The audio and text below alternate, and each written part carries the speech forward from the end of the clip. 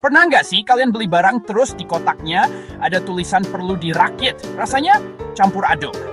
Antara senang karena bakal punya barang baru sama pusing karena harus baca buku manual yang lebih tebal dari skripsi. Nah, perakitan produk itu ya kayak gitu, tapi versi lebih serius dan profesional. Jadi perakitan produk itu intinya adalah proses menggabungkan beberapa komponen atau bagian-bagian kecil menjadi satu produk utuh yang punya fungsi dan nilai. Proses ini nggak cuma berlaku buat barang fisik, HP, motor, tapi juga berlaku buat jasa. Aneh kan, jasa kok dirakit? Nanti kita bahas. Intinya, ini adalah langkah krusial yang mengubah bahan mentah jadi sesuatu yang siap kamu pakai atau jual. Mungkin kalian mikir, ngerakit doang kan gampang. Eits, jangan salah. Tujuan perakitan itu bukan cuma nyambungin part A ke part B. Pertama, menciptakan produk yang siap pakai. Bayangin kamu motor tapi dikasih isinya puluhan kardus berisi baut dan bodi. Repot kan? Kedua, menambah nilai jual. Transformasi dari ondel ke mesin canggih. Oke, sekarang kita masuk ke bagian metode. Ternyata cara merakit produk itu macam-macam, nggak cuma satu. Pemilihan metodenya tergantung sama produknya apa, mau bikin berapa banyak, dan budgetnya seberapa. Metode pertama dan paling klasik adalah perakitan manual. Sesuai namanya, ini 100% pakai tenaga manusia. Semua proses dari mengambil komponen, memasang, sampai mengencangkan baut dilakukan oleh tangan-tangan terampil. Kelebihannya, biaya awalnya murah karena nggak perlu beli mesin mahal. Selain itu, metode ini sangat fleksibel. Tapi kekurangannya prosesnya lambat, gampang capek, dan kualitasnya bisa nggak konsisten. Metode kedua adalah perakitan mekanis. Di sini, manusia mulai dapat bantuan, tapi bukan dari robot canggih, melainkan dari peralatan mekanik sederhana. Contohnya kayak pakai obeng listrik, mesin pres, atau konveyor untuk memindahkan barang. Selanjutnya, ada metode yang paling keren, perakitan otomatis. Di sini, peran manusia tergantikan oleh robot dan mesin-mesin pintar. Terakhir, ada metode modular dan campuran. Kombinasi yang bisa memberi fleksibilitas dan efisiensi. Merakit produk itu ada langkah-langkahnya. Nggak bisa asal tubruk. Biar hasilnya bagus dan nggak ada drama kok bautnya sisa satu. Kita harus ikutin prosedurnya. Langkah pertama adalah persiapan komponen, memastikan semua bagian produk tersedia sesuai desain, melakukan pemeriksaan kualitas pada setiap komponen. Jangan sampai ada komponen yang cacat atau karatan. Langkah kedua adalah penyusunan alur perakitan. Tentukan urutan kerja, mana yang harus dipasang duluan, mana yang belakangan. Biasanya dibuat SOP. Contoh anak jurusan DPIB yang membuat maket, membuat fondasi, memasang dinding, atap, detail eksterior. Langkah ketiga adalah pelaksanaan perakitan. Semua teori jadi nyata. Para pekerja atau mesin mulai menggabungkan komponen sesuai alur. Di tahap ini, kedisiplinan dan ketelitian sangat penting. Contoh anak jurusan teknik audio-video saat merakit amplifier menyolder setiap komponen dengan hati-hati.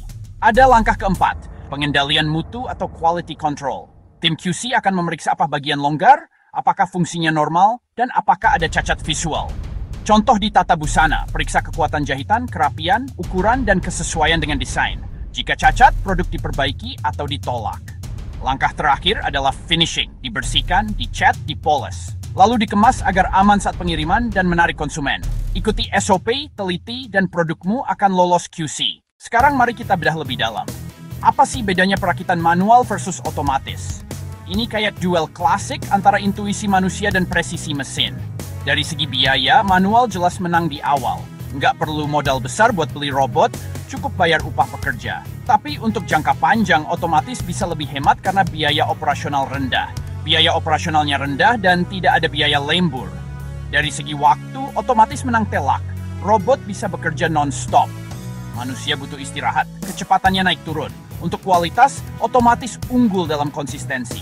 Pentingnya pengendalian mutu atau QC tidak bisa ditawar.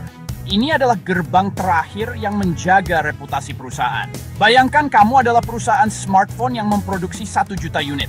Tanpa QC, banyak unit bermasalah. Jika produk cacat sampai konsumen, komplain membludak dan reputasi hancur. Komplain membludak, media sosial heboh, bahkan bisa kena tuntutan hukum. Kerugiannya jauh lebih besar daripada biaya untuk mengerjakan tim QC. QC memastikan setiap produk yang keluar adalah yang terbaik, janji kualitas kepada pelanggan. Lalu bagaimana dengan efisiensi metode modular? Diagram alir, sub-rakitan, produk akhir. Tim merakit mesin, tim merakit bodi, tim merakit interior dikerjakan paralel. Kustomisasi lebih mudah. Pelanggan pilih modul sesuai kebutuhan. Mari kita terapkan teori ini ke kasus nyata, memproduksi 1.000 kursi kantor dalam sebulan. Metode mana yang paling pas? Perakitan manual murni bakal kewalahan, terlalu lambat dan kualitasnya bisa beda-beda. Perakitan otomatis penuh mungkin terlalu mahal, kecuali kamu pabrik raksasa. Pilihan terbaik adalah metode campuran atau modular, gabungan mesin dan tenaga manusia. Gunakan mesin potong otomatis dan bor otomatis untuk menyiapkan komponen. Tumpukan komponen yang sudah disiapkan untuk perakitan modular. Kemudian beberapa tim merakit sandaran, dudukan, dan kaki kursi secara paralel. Terakhir, gabungkan modul-modul itu di jalur akhir menjadi kursi utuh. Kombinasi kecepatan mesin dan fleksibilitas manusia. Mesin lakukan kerja berat dan kontrol kualitas. Sekarang, bagaimana konsep perakitan diterapkan di bidang jasa? Contoh paket wisata, tiket pesawat, hotel, mobil sewaan, sopir, ubud kuta, tanah lot, semua komponennya disusun jadi itinerary. Tiket pesawat, hotel, mobil sewaan, sopir, pemandu wisata, pilihan restoran, catering, menu, juru masak, pramusi, dan peralatan dirakit jadi layanan yang memuaskan.